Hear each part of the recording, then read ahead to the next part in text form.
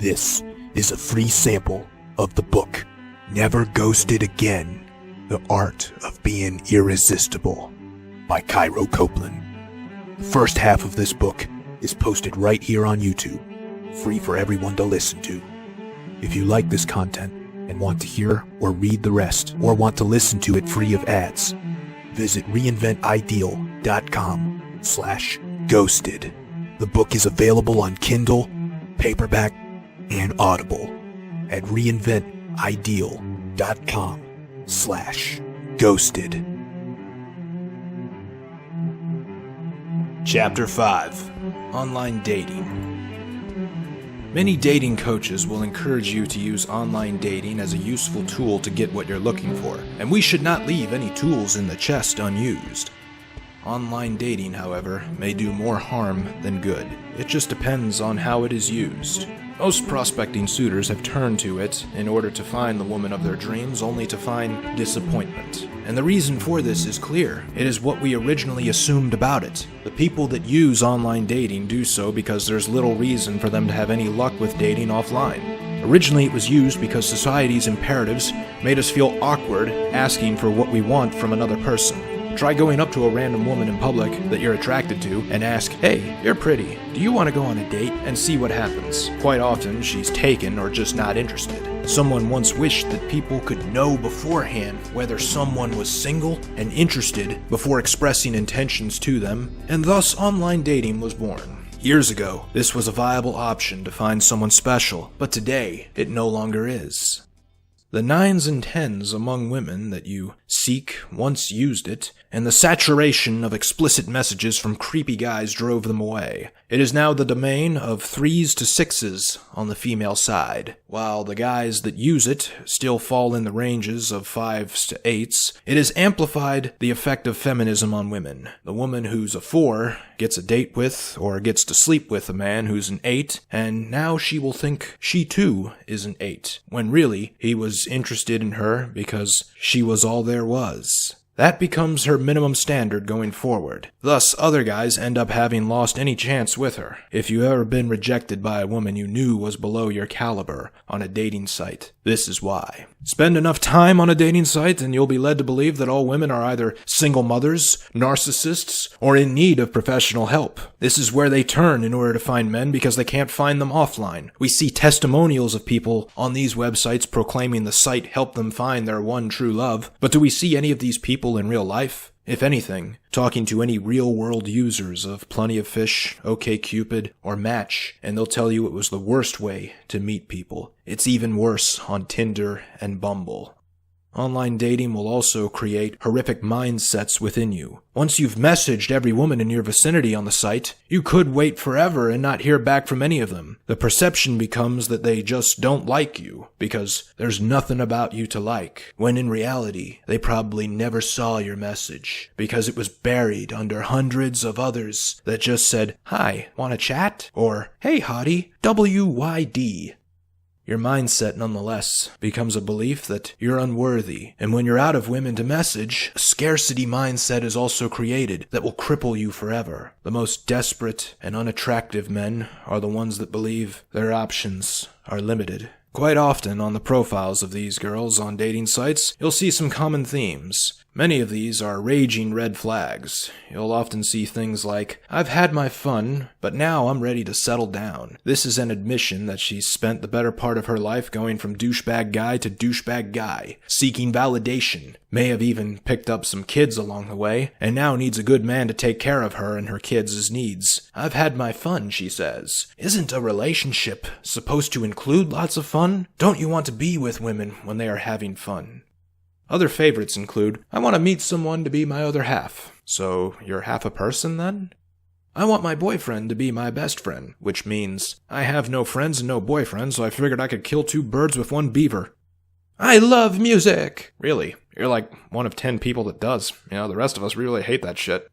"I love my friends." Any other deep revelations you want to tell us? Do you also eat food and wear clothes? "My kids are my world," which means, "Understand this, Sonny. If I give you my time of day, you'll always come second." Sounds really appealing, doesn't it?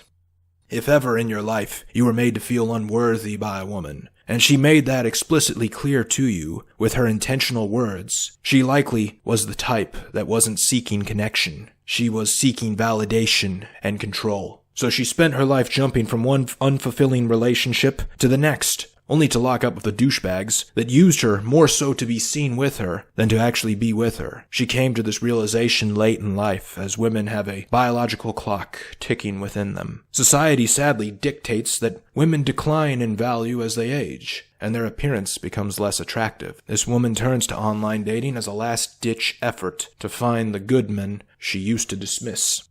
Then they cry, "Where have all the good men gone?" They've shacked up with all the good women, honey, and you're not one of them. Sorry. Now suppose you do end up finding a woman on a dating site. Remember this: if you make one wrong move, she has a shit ton of other guys in her inbox she can turn to whenever she wants. She will always view you as easily replaceable, and that makes it very difficult to appear irresistible. She sees all as a dime a dozen. Whatever she wants but doesn't get from you, there are 100 other guys that possibly will. How confident does knowing this make you on a date with her? And as for the subject hinted in the title of the book, ghosting, it is far more prevalent with online dating than anywhere else, because the lack of mutual social connections for people who met online also means there are fewer social consequences of dropping out of another's life. While online dating carries a large dosage of poison, it is not without use. Every guy should go on at least one site, particularly the free ones, but instead create a female profile.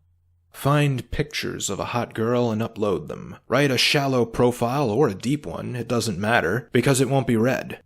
Then, see for yourself the types of messages that trickle in. Study your competition. They will be great teachers on how not to be. Not just online, but offline as well. Look at the profiles of the guys sending you messages and see what they are like. There's a reason they are on dating sites, because they can't do better offline. Look at their appearance, their profiles and messages. Then do the opposite. Do not dress like them. Do not follow their grooming, and avoid talking about the things they write about when you talk to a woman in person. Your irresistibility level goes up immediately.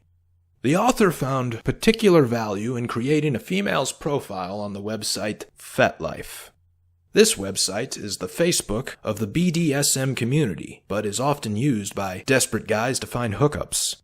Pose as a woman on this site, and message other women on there. You can learn a lot about women's thinking from this site, because on this site the imperatives of society are shattered and ignored. Sex is the only thing they want to talk about. It is also worth noting that relationships formed on FetLife are built on a tremendous amount of trust. BDSM is a dangerous activity if there's a shred of carelessness in it. The level of vulnerability in those acts, such as bondage and rope play, is through the roof. And you will also find that the women on this site are quite unique because they have immense, unquestionable loyalty to their partners if they are in a relationship.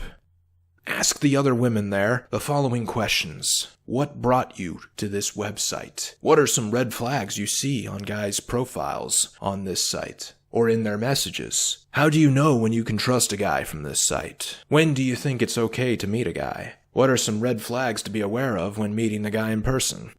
Doing this will teach you far greater insight than this book can possibly give you. While many experts in the arena of attracting women will tell you that you can't learn from women how to seduce them, the author disagrees. The experts say it's like asking a fish how to catch it. They won't tell you.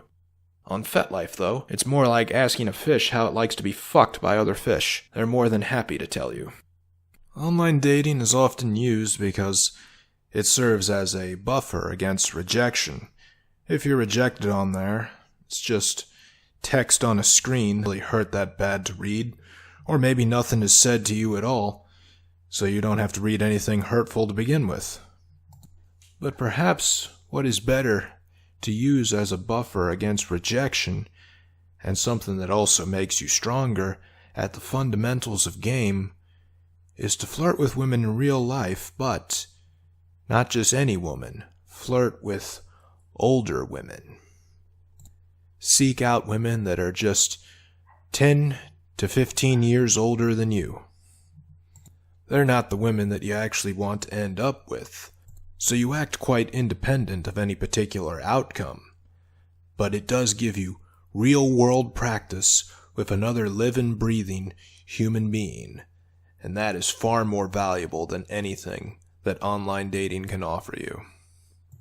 As stated earlier, a woman's value to society declines with age. According to society, that is. It's older and less attractive. Her sexual market value goes down and her ability to attract a high-quality man is threatened. This is why you may find it easier to connect with and even get into bed with women years older than you. These women want your attention, and unlike their younger counterparts, they want more than just your attention. These women are called cougars.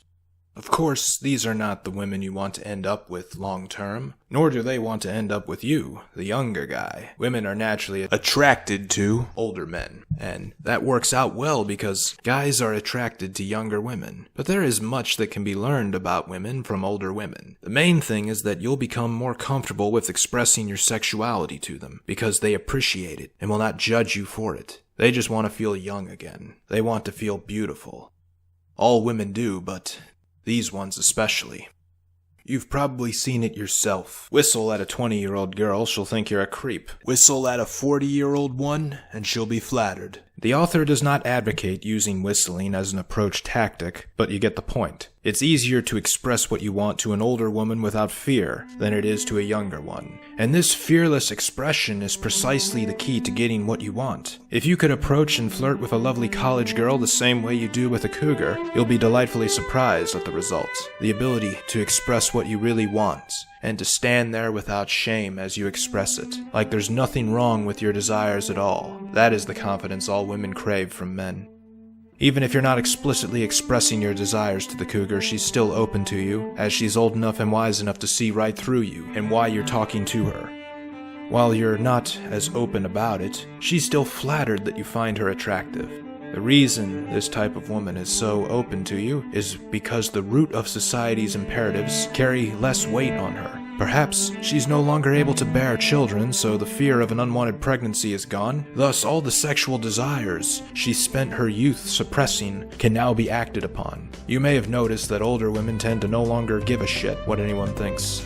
And who could judge an older woman for being a cougar? The term doesn't even sound that negative as compared to the term slut used to describe promiscuous younger women. Perhaps in this case, society believes this woman is entitled to some fun. And it's not like she can get pregnant, right?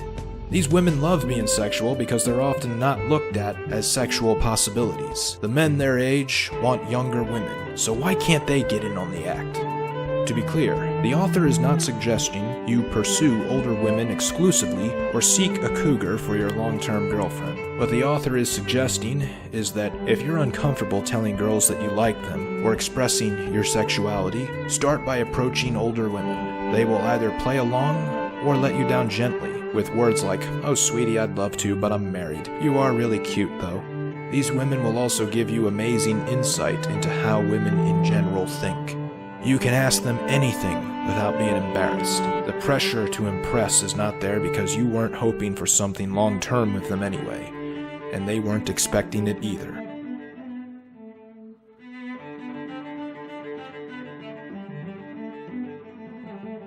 Thank you for listening to this free sample of the book, Never Ghosted Again, The Art of Being Irresistible, by Cairo Copeland. If you enjoyed it and want to hear or read the rest, or want to listen to it free of ads, visit reinventideal.com/ghosted. The book is available on Kindle, paperback, and Audible at reinventideal.com/ghosted.